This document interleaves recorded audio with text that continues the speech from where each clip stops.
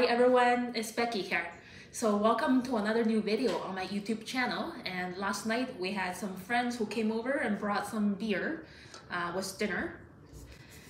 And so I found these two cans of beer to be pretty cool to be sketched. And I want to sketch them in my art journal on the right hand side of this page. Now let's get started. Yeah, so this August we're getting a lot of overcast and rainy days in Vancouver. But it's a good excuse to stay at home and celebrate the little things in the mundane everyday life. Okay, so now I'm going to start drawing the smaller can first by drawing this ellipse shape of the brim. The front of the brim is seemingly pretty thick compared to the back. And then the ring and the hole right here, because it's so deep down there, I colored in with solid brown ink. And this curve over here, it shows that it's of lower elevation below it, just like a little shallow dish. And small details inside on the flat platform, drawing the short little shoulders of the can and the two straight lines of the height. The bottom of anything cylindrical is nice and round, sometimes with a small base. So that's the prototype of a typical can of beer and other types of drinks. Now I'm ready to draw the second can, which is taller. Same idea, a small ellipse, the front of the brim, the ring, and this hole here, to pour out the liquid.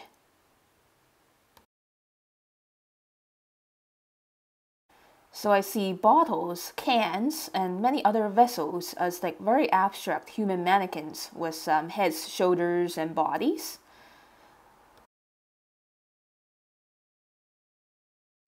And after drawing the prototypes of these two cans, the only rule that I need to pay attention is that both of these two cylinders is that they have numerous horizontally curving lines wrapping around the round surfaces, which is very much the same as latitude lines on a globe.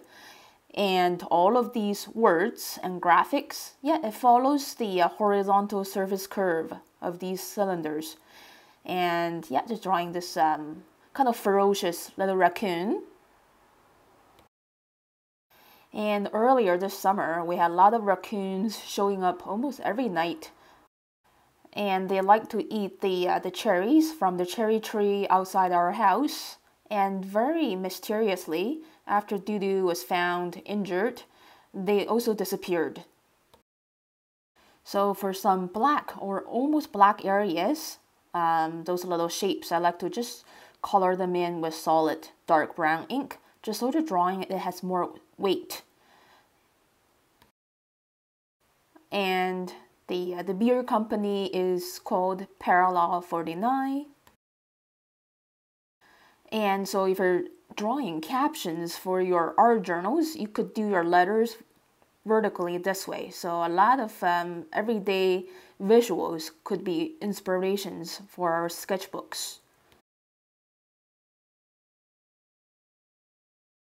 Now I'm drawing these flowers displaying a hot tropical vibe. They're kind of overlapping, and then there's a leaf right here and there. So a lot of everyday visuals, such as package designs, poster designs, could be great inspirations for us to be creative with our own pieces of work. And as an artist, I believe that our creative energy is always sustained by these constant exposures to the visuals in the everyday life, and also learning from other fellow artists as well. And just writing down the time and a little note. And now it's time to paint in these fancy colors. I'm going to start with this green color scheme first, just wetting the whole area with clear water so the paint can spread out pretty smoothly.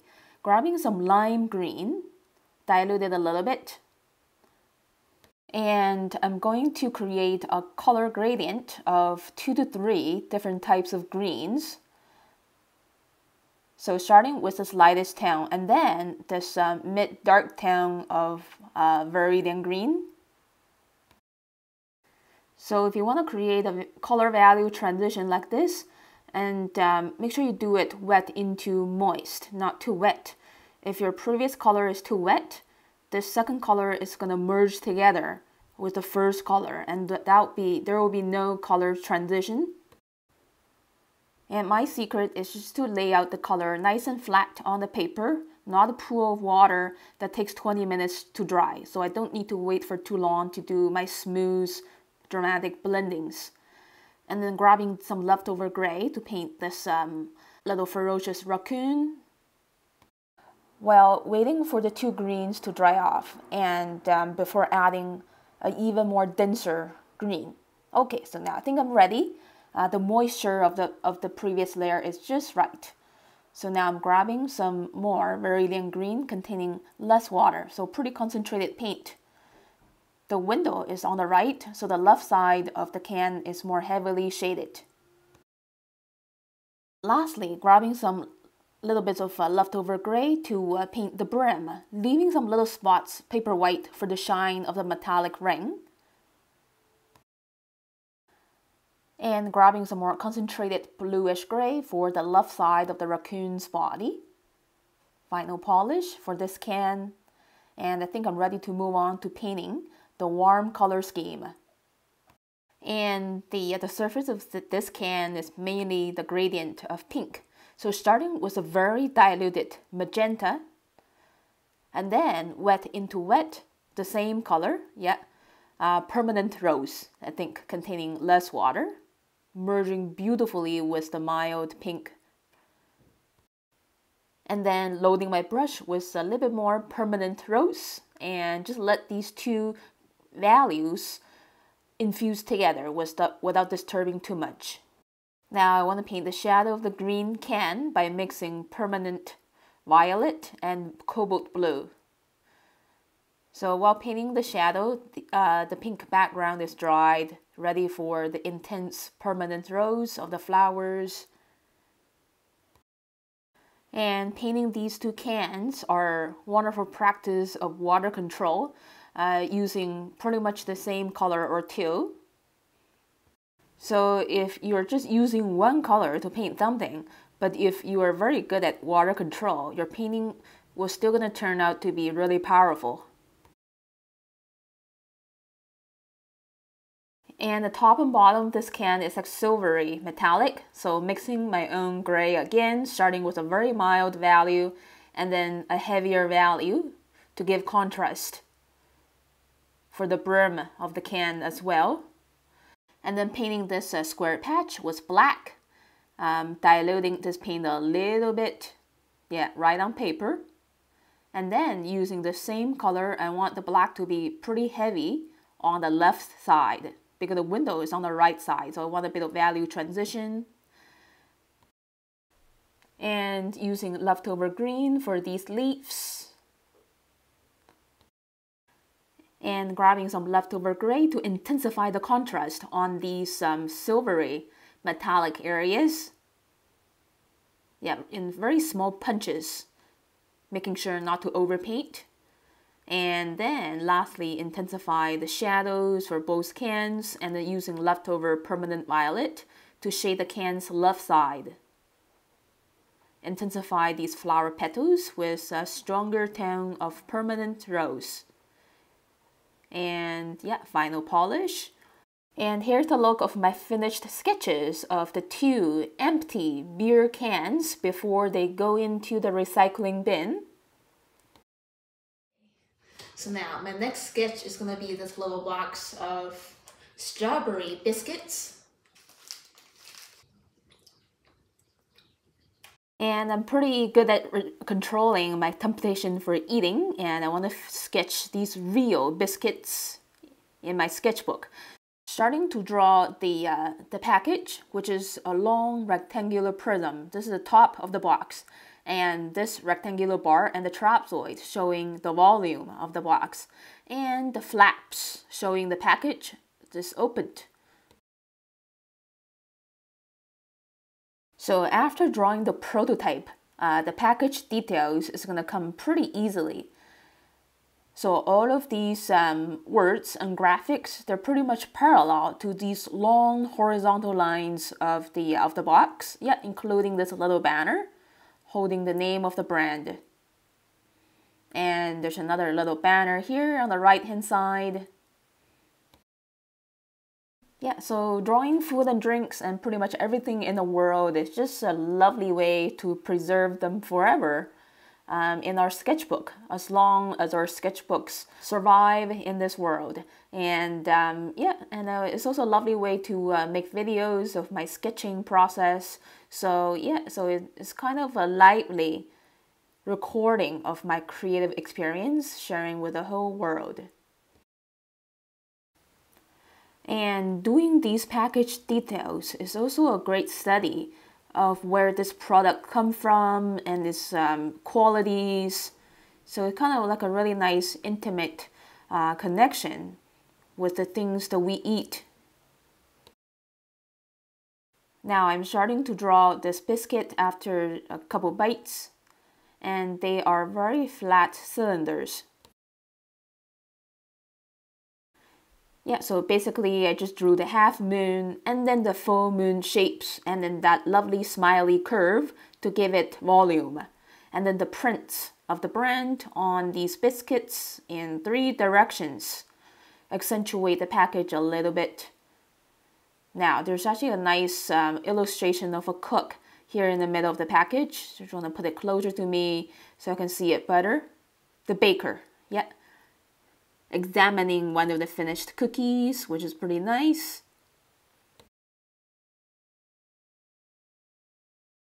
And that's all the drawing details I want to include. And it's time to breathe life into the cookies and the package using shades of pink and purple. So I'm going to start with this creamy pink, very much like a cherry blossom tone. And I think this is permanent rose, diluted with quite a bit of water. And for pretty much all of the 3 sides that I can see of the box.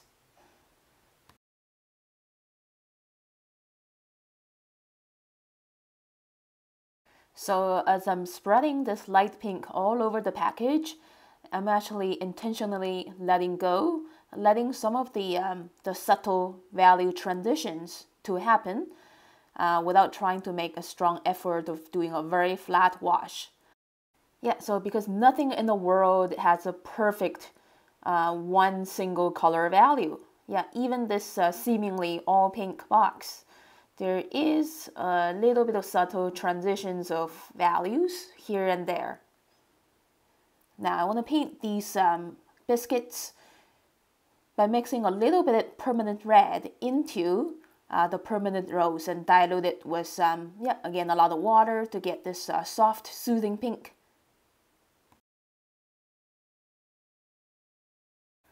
And to make your painting more 3D, you have to shade at least one side of your shape. So here, the volume of the cookies are of a heavier pink purple. So I mix a little bit of permanent violet into the leftover rose color. And same for the prints of letters. They're going down, getting less daylight. So they're shaded lines of letters. And the surface of these biscuits are also elusively shaded a tiny bit.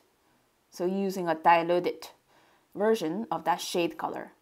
There are also little bits of strawberries hiding in the dough of the biscuits. Okay, so I think I got the texture and the tasty color tones of the biscuits. Now it's time to decorate the package with more intense and saturated color tones using permanent red and permanent rose for the banners and the images of strawberries. And it's pretty important to shade the front side of the box facing me, which is kind of away from the window, shaded with pink purple tone. So I mixed permanent violet with permanent rose, playing with the value transition, so it's kind of semi-transparent.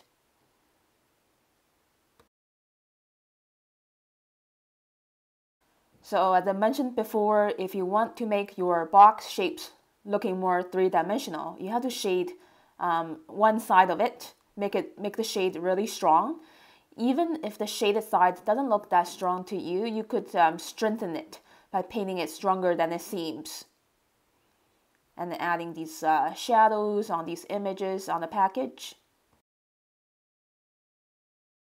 And this flap over here is also a little shaded, but the side of the box facing up is pretty bright. So just shade it very, very gently. Yeah, relatively much lighter compared to the side facing me. So be very firm about making your decisions. Okay, it's time to paint the shadows for the cookies and the box using my usual recipe of gray by mixing cobalt blue and permanent violet together, starting with a very diluted value and then a much more concentrated value wet into wet. Let the two color values bloom together.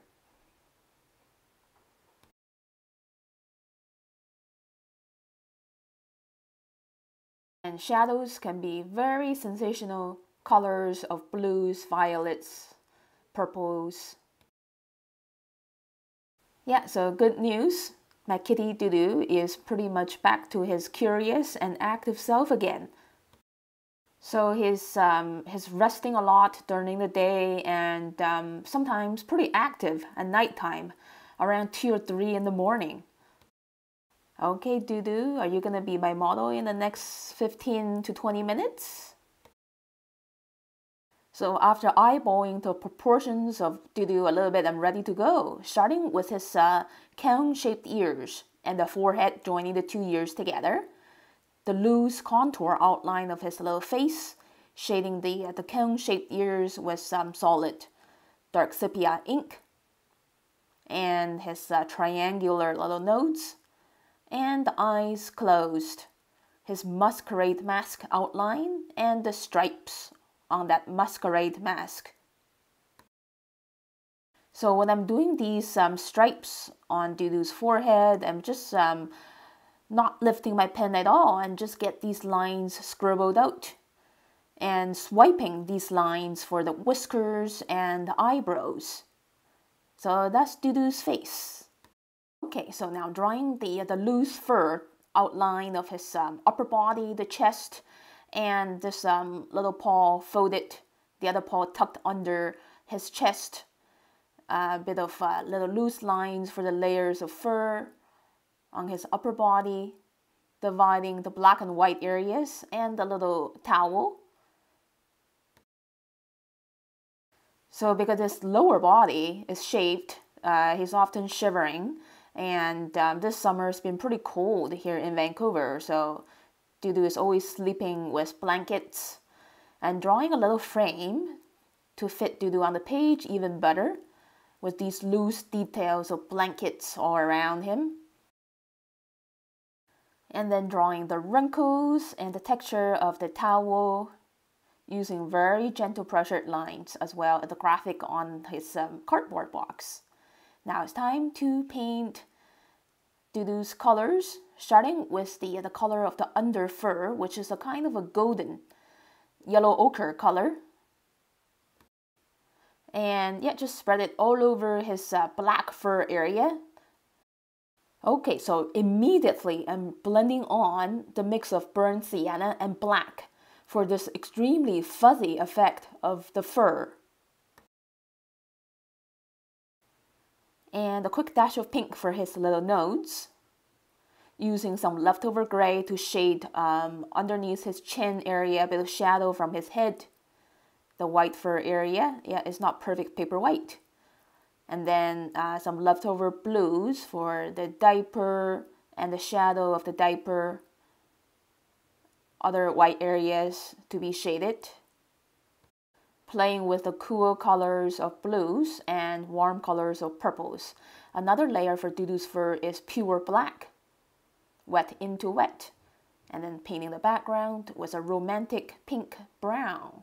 There we go. And that Dudu was a very good model this time. Here is a look of my finished sketch.